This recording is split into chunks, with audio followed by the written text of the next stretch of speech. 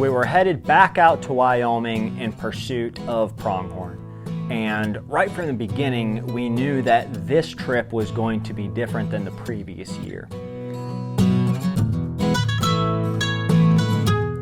The previous year, we hunted an area that had a lot of private land access, and so there were a lot of speed goats and few hunters. It was the exact opposite this year, where there was a lot more hunting pressure and there was less land to hunt. Private land was hard to access. Even some of the public land was hard to get to, so it was going to be a much more difficult hunt than we had previously.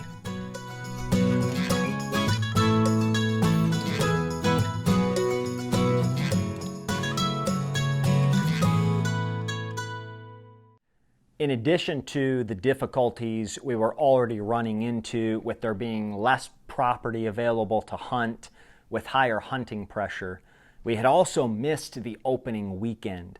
So by the time we rolled into town, the antelope were pretty shaken up.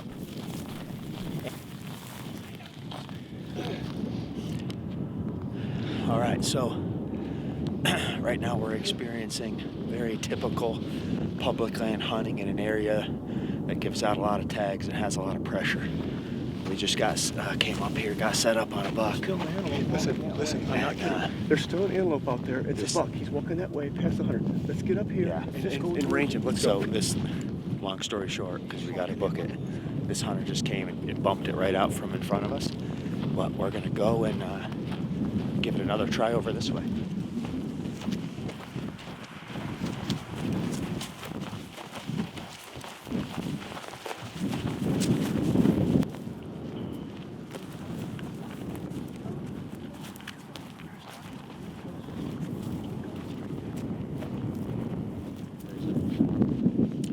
Well, we just experienced a real-life public land hunting encounter. We were glassing and, from the road, and we did see a shooter buck, and there was actually quite a few antelope out here just feeding, doing just fine. So we got out, started to make a stalk, had a little plan put together, and then this other hunter that you can actually maybe see in the background there seemingly had no plan of any sort other than to start walking in the wide open directly towards the animals. And if you know anything about animals, they get a little spooked when a human with a killing device starts walking directly towards them, and so they bolted and ruined our opportunity.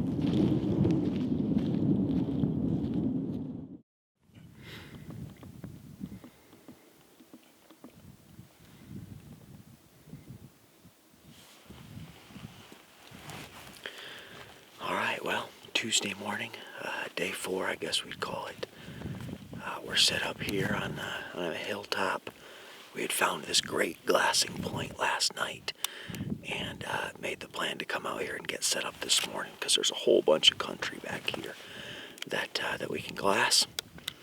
And we got out here, got set up, and kind of dealing with another public hunting land. Whoa. There ended up being a truck off to our left, right in one of the areas that we were planning to glass. We didn't even know you could get there with the truck.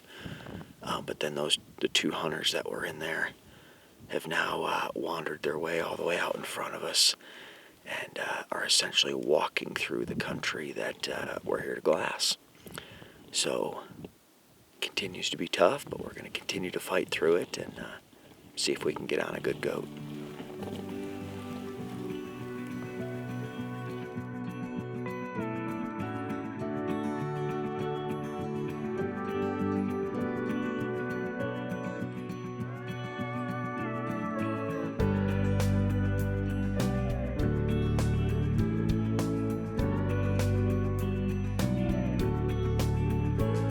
We had to put on a lot more miles and spend a lot more time glassing to finally find a couple of good bucks that we could go after.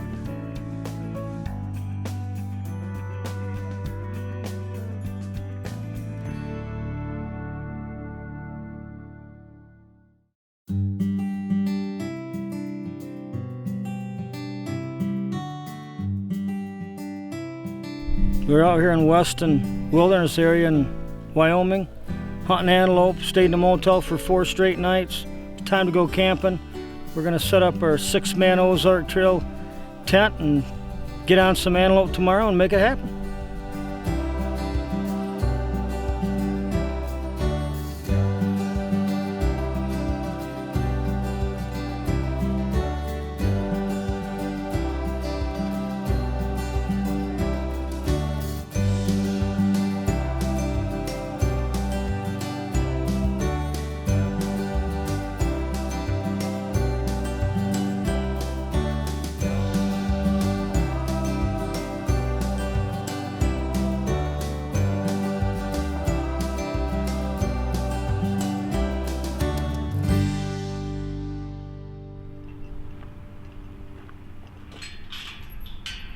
So we found a piece of property that was walk-in access only. And it was farther off the beaten path than many of the other pieces of property that we had been hunting. So we thought it was a good idea to go try out that piece of property to see if we could get away from other hunters and maybe find a couple of goats that had not been so heavily hunted. All right, so we just made it to what we think is going to be our last stop for the day. We've been on this property once before earlier in the week, but it was on the far north side. So we're coming in the south side, and we're headed out to one of these high areas to do some glassing to see what this might look like for an evening hunt, as well as see if it's a good option for tomorrow morning. So let's go take a look.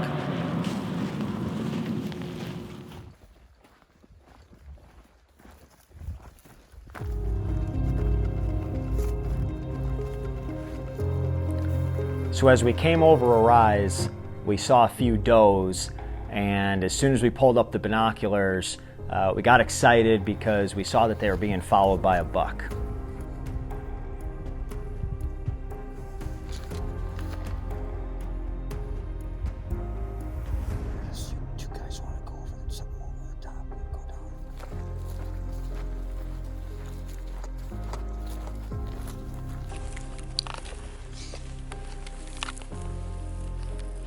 As we got set up and we got the glass on him, we quickly realized that he wasn't quite what we were looking for. He was a young buck, needed some time to grow up, but he was fun to watch, and it turned into a really cool encounter where they kept coming in closer and closer and closer, and just for practice sake, I was holding the crosshairs on him so that to get myself some practice for if he was a shooter buck, practice my breathing, and but at the end of the day, we had to let him go, and so hopefully he's still out there running around and growing, and hopefully we run into him a few years down the road.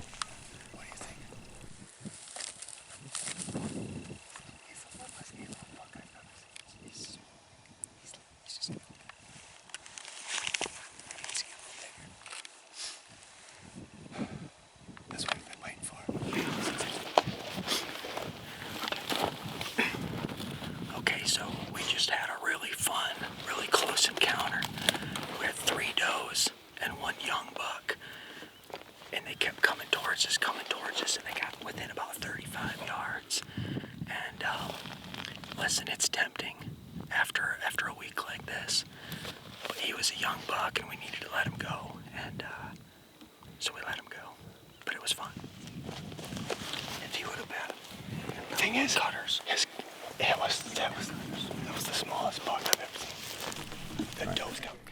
I was starting to get a little bit discouraged because daylight was fading and it was looking like this just wasn't going to be the day. But as often is the case on a hunt, when you least expect it or just at that last light, you spot one, and that's exactly what happened to us. So we were glassing, just getting ready to kind of pack it out, and we spotted a buck a long ways off and got the glass on him and realized very quickly that he was a shooter and one that I wanted to go after.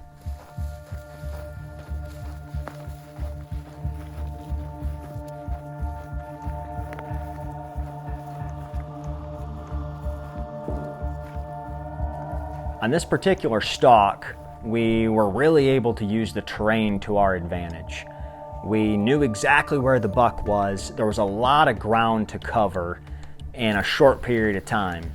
And fortunately, there was a ravine that we were able to drop down into and make up a lot of ground really quickly while being hidden from view of the antelope.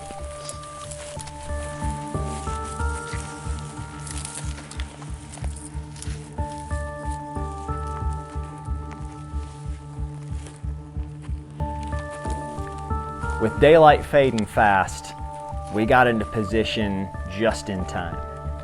I came up out of that ravine, and lo and behold, there he was, right where we thought he would be. We were all having difficulty getting set up. I was having a hard time getting set on the bipod. The cameraman was freehanding it. But we were within minutes of losing shooting light, so I knew I had to get the shot off quickly, or else it wasn't going to happen. There's more to his right. All right. I think he went down. I think he went down. I think he went down. Head straight for that cow there. Head straight for that cow.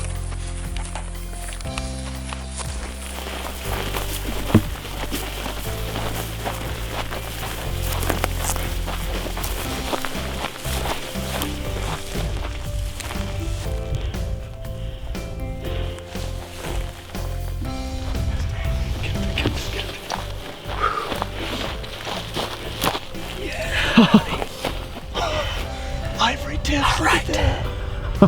Oh man, I am happy with that guy. Boy, did we put in a lot of work for this guy. We got him at the last light. I don't even know if there's camera light left, but we shot him at just the very last shooting light. And boy, am I happy with this guy. I was really excited with this particular buck as he had a lot of character and was just a really cool looking buck. But the bigger reward on this particular hunt was more the fact that we had to put in so much hard work.